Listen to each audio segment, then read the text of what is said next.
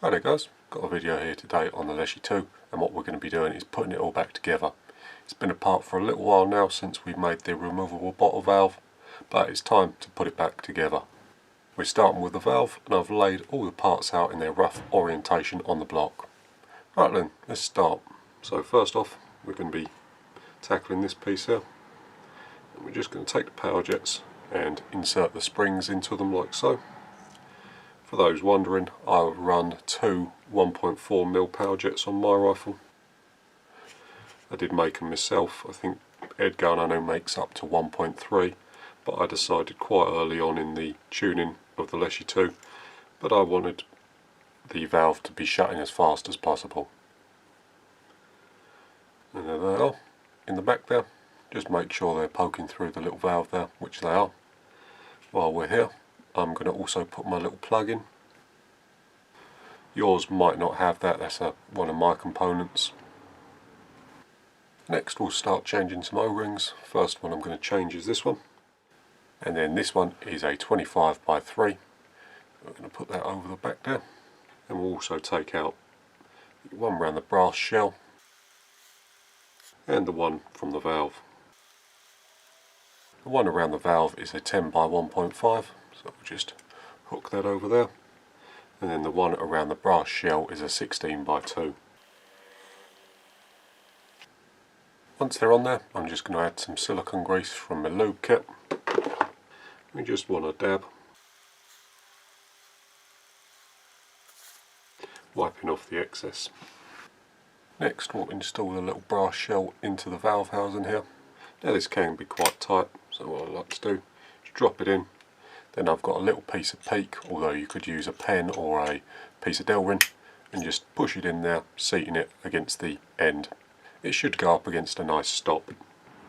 Once that's in, we can put the small spring in the back here. It is quite stiff normally. And then we'll put the little brass seat on top of that, making sure it's still got the little PTFE washer on it. That one there. Just make sure that's seated correctly. And then what I found easiest to do is just put a very small dab of silicone grease on the top of that seat. And what that will do is just stop the ball bearing rolling off as you put it on. So there it is there, a little ceramic ball bearing that goes on top. And then we can take the valve and stick it on the top. And then with that all together, we'll just leave it to one side for a second. We'll be putting it in shortly. Next we'll put the end stop for the push pin in. So first we'll just hook this little O-ring off at the end here. That's with a small sharp pointy thing. And then we're just going to replace that with a 4x1 O-ring. There it is there. Then just add a small hint of silicone grease to it. And then what we can do is assemble the end stop for the push pin. So these four components here, small spring, end stop and carrier, and also this little cap for the spring. So the end stop goes in the end there, followed by the spring, and then the end stop will go on in a minute. What I have to do, just line the hole up at the end there. It's the same both sides, so it hasn't got a way round. Then we can just put that in the valve housing in this hole here. It is quite stiff, so just give it a push, and then the half moon shape lines up with the bottom. And then we can just put the cap on like so. Once the little cap's in, what we're going to do is just add a small amount of moly grease to the track in here. So just using our sharp pointy thing, just a small smear of moly grease, and then we'll also put a small amount on this piece here. This is just the lock so that the rear of the action can't jump out of the locking pins. So it's mainly on this back face here and along the spring. You only want a very small smear. And then we'll put that in. So flat face down. And then with our sharp pointy thing, we'll just push the spring carrier down and push the pin in. Like that. If your one's tight, just make sure this half moon shape here is fully in line. If this is too far rotated around, what will happen is this will bind up. So our one's nice and free. So we'll just put the cap back on. And this is the little black button, and we're going to do the screw up with a 2.5mm Allen key. So that works nicely. And then from the front side here, just look in the end and make sure that everything's lined up in here. You should see the small hole in there, should be able to see through there. And then from this side we'll push the push pin in. My one might look a little different from yours. I've made myself a new ball. The old one was plastic and it had split, so I made a new one out of steel. So I don't know if that's going to make it better, or it might not work at all, you never know, but we're going to try it. So we're going to push it in from this side. It's a little difficult to show for the camera. And then just make sure from this side that the pin's all the way out the end, and it can move back and forward nice and freely, which it can. So then we'll bring back the back of the valve and the little push pin. This is the second push pin, and this one goes in shallow side down, so the turn down section goes down like that. Then we'll just push the two pieces together. There we have it. There's the back of the valve assembled. From here we can just push the transfer port in. I'm using a PTFE one, and for anyone wondering, I'm running a 3.6mm hole in the transfer port there. Lastly, we'll put the indexing system back. So first thing we'll do is drop this little conical piece in the bottom here, and then with our sharp pointy thing, just poke it in there, make sure it's sitting nice and flat, so you should be able to see the top of it. If it's pointing up the wrong way, it won't work properly. Next we'll turn our attention to this piece here, and we'll remove the O-ring, and then we'll replace that with a 7x1 O-ring, and just add a small amount of silicone grease to it, and then it goes this way round in the rifle. So cut out to this side here, like that. Next we'll drop in the little cut out piece, and it's short side down, so there's two ends. One end is longer than the other, and the long end goes upwards. Like that. Spring goes on the top. Once the spring's on the top there, we can add this little top part. That's just a cover for the spring, and that goes in. There's cut out on one side, and that cut out aligns to the steel part that we put in just a second ago. Then we can push the two pins through. Those pins there don't go all the way through, they stop about there. They're a little back from this face here, but are covered by a plate that goes over the top. So next we'll stick the indexer in, and that goes in this way. And then we'll put the back cover piece on. This shaft here goes through that hole there, like so. And then we'll cap that off with a little screw. And that's done up with a 3mm Allen key. Right then, so that's the bulk of the work done. The valve's probably the most complicated part, so we got that out of the way nice and early. Next we'll start working on the air tanks, and the first thing we'll do is we'll bring back the regulator section. I didn't take the regulator apart in this series. I've already done a strip and rebuild of the regulator, and my one's working quite nicely. For anyone wondering, my regulator's at the moment set to 80 bar. A little bit of silicone grease around these O-rings here.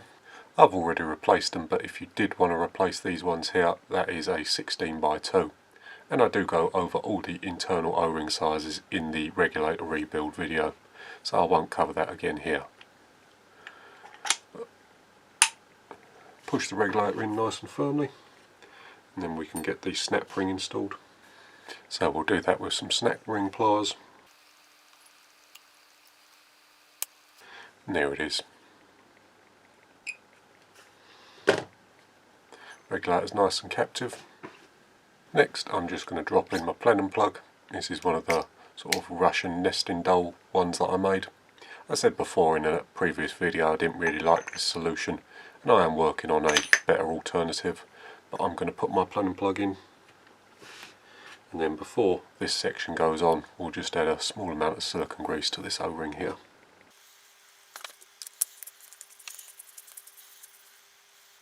So this doesn't need to be done up really tight, it doesn't need to be touching. The O-ring does seal in here before it bottoms out, so if you got one of the newer Leshiy 2s with the adjustable regulator on the outside, if it's quarter of a turn out you can just align it, but this is one of the ones I made very early on, so my one's just got a regulator gauge on the side, and I'll install that like so. This is one of those Chinese digital gauges, and they still seem to be working quite well. So obviously no pressure in there at the moment, but I am running my regulator at about 80 bar. So next we'll install this rear air cylinder, and before that we'll just change the O-rings. So this one on the front here, that's 25 by 3 like the valve, and these two here are 18 by 2s.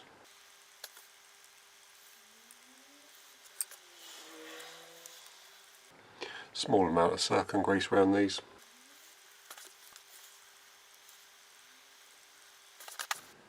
And then we'll screw it together.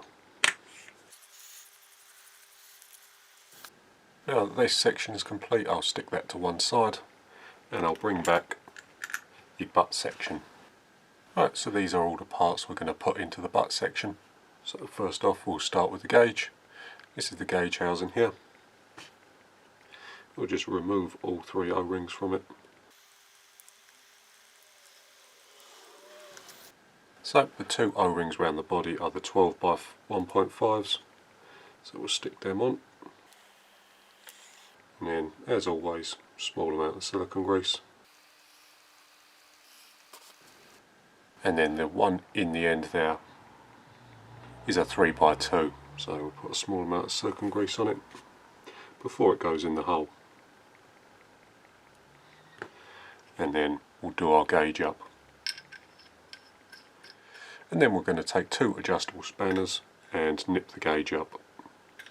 I've explained before that I like to use adjustable spanners on the gauges as I've found they're not really a spanner size.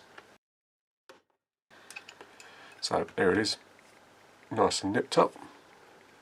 Then we can install it in the top hole here. So making sure our gauge is nice and aligned, just push it in and then install the snap ring on the back. There we have it. Next we're going to put the bottle thread on. Now this is the standard one from AIRGUN, and there's only really two service parts on it. This O-ring here, so the one-way valve that stops air leaking back through the fill port, that's got an O-ring on it, and that's a 4 by 2. So when you do this back up, using a 2.5mm Allen key, you just need to get the top of the head touching the O-ring. So you don't want to do it in really tight, as when you go to fill the gun up, the O-ring's going to pop off. You also don't want to have it too loose, otherwise the air is just going to escape around the back of the O-ring. So just get the head of the screw to touch the O-ring, which is a 4 by 2, and that's good enough. But I'm not going to be using this one. I've made myself a new one, so we're going to be using this one. I've already changed that O-ring, but we'll change this one. And then this one is a 14 by 2. It's the same on the AIRGUN one, I just made this one the same as the AIRGUN one. So 14 by 2 goes on the back there. Silicone grease as normal. Right then, next we're going to install the back cap. I've painted mine black. I did that quite a while ago now. They are black plastic, but with just a red band painted around them, so I didn't like that much, so I just painted it black. So we'll stick the small spring and the little ball bearing on this hole here. And there's the spring in, and there's the ball bearing, and then very carefully we're just going to depress the ball into the hole and slide the cap over the top. Lines up nicely. Now we just got to install the C-clip. That's this one here. So what I've got is my little peak punch again. It's quite handy for the AIRGUN, and then push it on there. Works nicely, nice and captive. You don't have to use a piece of peak, you can use anything really. That's just what I had laying around. But once it's in, we'll put it in the back of the rifle. Like so. And then we'll take our fill port, or our fill probe, and push it in the end there. Next, we'll take an 18x2 O-ring, and we'll just push it over the end there. As always, silicone grease it. And then I'm going to install my bottle adapter. Doing it up nice and tight with an adjustable spanner.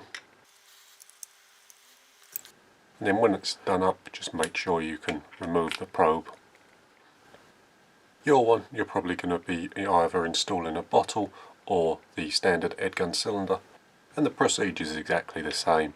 You would just do this up with the 18x2 O-ring in the end there. There are flats on here if you want to get it nice and tight. Is an O-ring in here. This one is the same as the cylinder ones, it's a 25x3, and then once that's on, you just screw your cylinder on, or the bottle just goes directly onto the M18 threads. So now we can bring back the cylinder section, and we're going to install it in the top there. What I found easiest to do is get the screw lined up so it's dropped in the hole. Find it with the Allen key. It's a 4mm Allen key, this one, and then push the two pieces together, and then do the screw up. Now obviously we need to align it, so the butt piece needs to be aligned with the front section, so just get it nice and aligned by eye. I'm happy there, and do that up nice and tight. So this section's ready to pressure test now. So what I'm going to do is bring back the bottle. This bottle's empty, I emptied it before we started recording. And it's ready to fill up, and we can make sure it doesn't leak.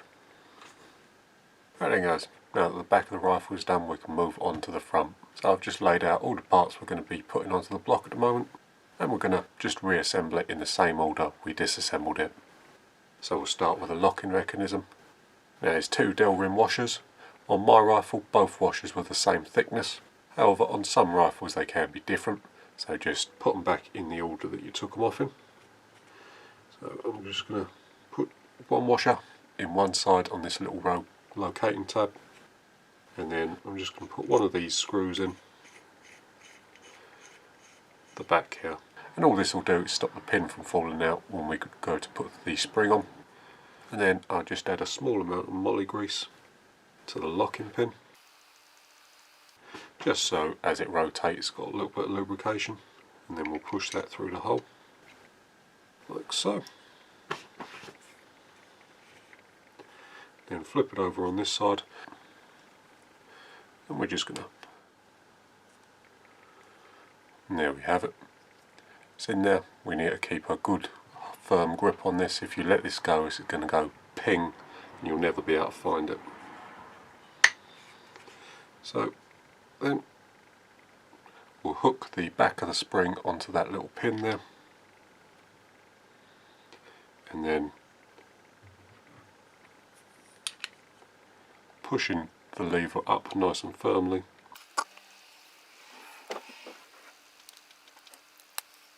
get it up and seated, and then we can just wiggle the lock into place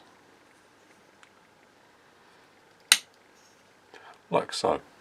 It's really quite tricky, especially doing it for the camera. can do this screw up with a 2.5mm Allen key.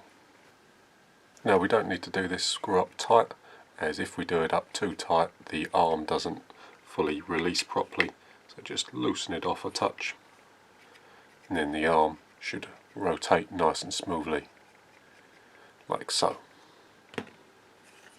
If this was coming loose on you, you could put a little bit of Loctite on there, but I've never had it come loose when operating my rifle, so I'm just going to leave it without. And then we can take this little screw out,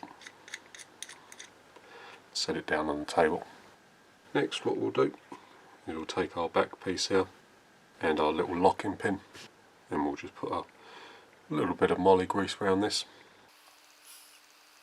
Then we'll drop it into the hole. Get the cutout from the pin lined up on the bottom there, and then hook it into the locking lever. This does have a couple of locating pins, so it can be a little tight, but there we go, there it is like that, and the locking lever is nice and free, there's no friction to that. So we can just go ahead and put our 3 screws in and do them up with a 3mm Allen key. Do them up nice and tight.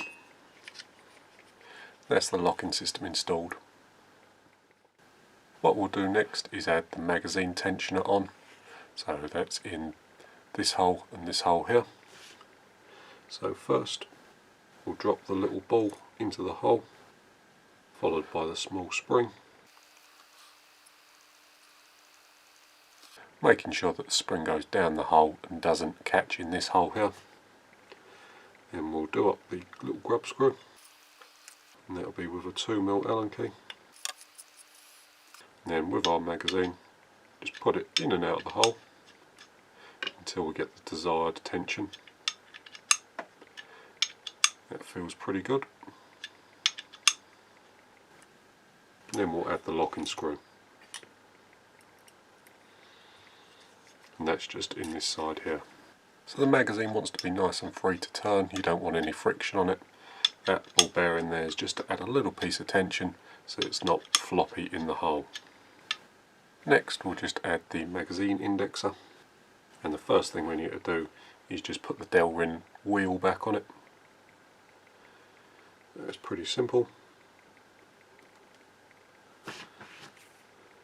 Put the pin in like so, and then I'm just going to punch this in with a little hammer, and there it is. The little Delrin wheel's back on there. It has got a chamfer on one side, so the chamfer corresponds to the chamfer on the indexing arm. So like that, and the pin goes in from this way. But then next we'll add the indexing arm and this little piece here to the back of the rifle. So this is a bit tricky, it's a bit fiddly, but this piece goes up this way, so with the counter bore up, and the spring just is captive in that. We hook the arm over that pin there, and then simultaneously get this piece into this hole here. Pull the arm down and hook this pin into that hole.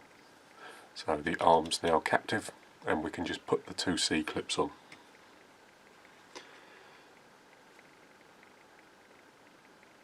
The C-clips are these little tiny ones here.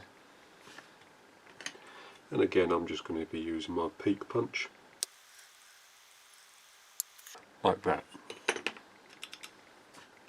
Just a note on this little arm here, mine is slightly bent. I don't know if that's intentional or not, but mine is slightly bent, and it doesn't really seem to affect the indexing of the magazine at all.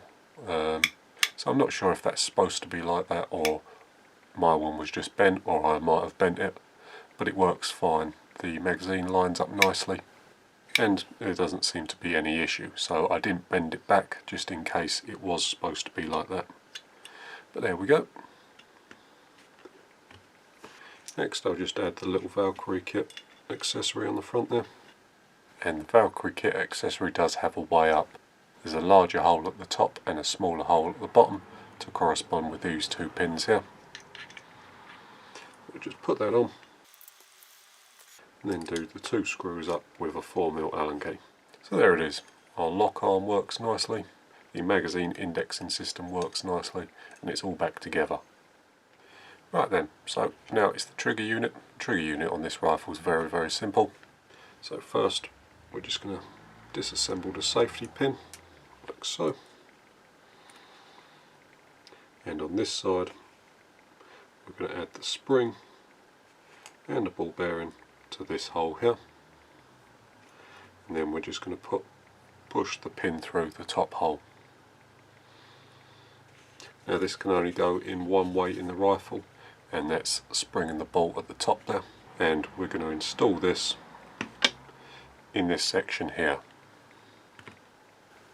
Like I said at the time, there's no real reason why you would ever take this out, but we did it for the disassembly video. So we're just going to push the ball in, like that, just get it started.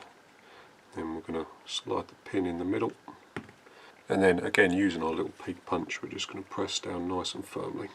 And there it is. I don't know if you'd been able to see that. I had to press that quite hard, so I had to get it out of camera shot. But there it is.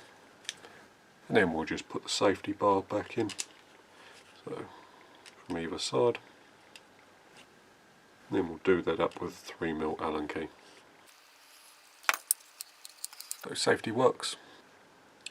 And then the trigger hooks in this hole here. So again, nice firm push. And then the final thing we've got is the last pin here. Now we've got to hook the spring over that, and then this pin goes in this section here. We obviously have to hook the trigger spring over that, push that down nice and firmly, and that's the trigger back where it needs to be. My one was hooked on this side, so that's the side I put it back on. Next we're going to bring back the block, and we're just going to mate the 2 sections together. Like so. And then we're just going to screw it in. There's 2 screws, the longer one of the 2 goes at the back, and that's done up with a 3mm Allen key. And then the front one is the shorter of the 2, and again that's just done up with a 3mm Allen key. Next we'll put the handle on, so we'll put the steel piece in first, and the grip over the top, and then the screw in the bottom. So next we'll put in the barrel, and we'll just undo these screws here. And then we'll slide the barrel in from this side.